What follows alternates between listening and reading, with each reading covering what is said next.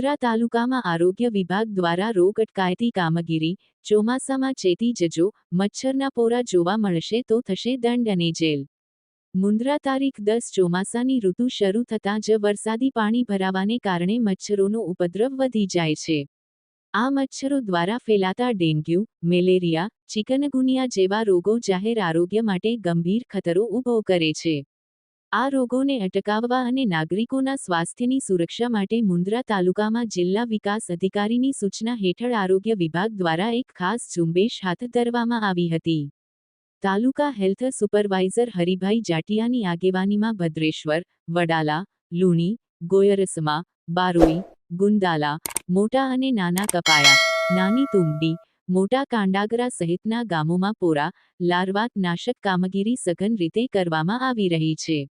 આ કામગીરી દરમિયાન આરોગ્ય વિભાગની ટીમે ટાયર પંચરની દુકાનો, હોટેલો, ભંગારના વાડા અને જાહેર અવાડા જેવા સ્થળોની મુલાકાત લીધી હતી।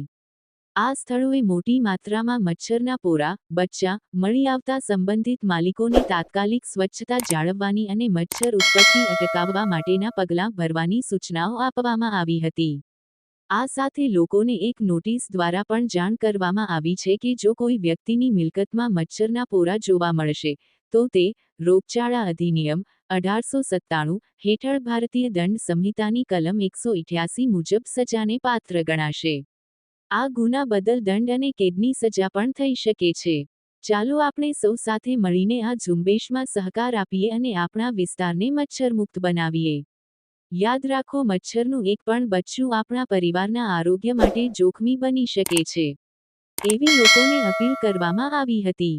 આરોગ્ય વિભાગ દ્વારા આપવામાં આવેલી આ સૂચનાઓનું પાલન કરીને આપણે સૌ આપણા અને આપણા સમાજના આરોગ્યની સુરક્ષા સુનિશ્ચિત કરી શકીએ છીએ। ચાલો, આ લડાઈમાં આપણે સૌ એક થઈએ અને મચ્છરમુક્ત ગુજરાતનું નિર્માણ કરીએ। મચ્છર ઉત્પત્તિ અટકાવવા માટે શું કરશો? ઘરની અંદર અને બહાર પાણી ભરાઈ રહે તેવી કોઈ પણ જગ્યા ન રાખો। કન્સ્ટ્રક્શન સાઇટ, ધાબા અને બેઝમેન્ટમાં પાણીનો ભરાવો ન થવા દો। પાણીની ટાંકીઓ અને વાસણો હંમેશા ઢાંકેલા રાખો।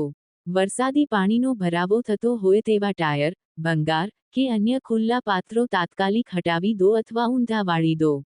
અહેવાલ પૂજા ઠક્કર, મુન્દ્રા, કચ્છ।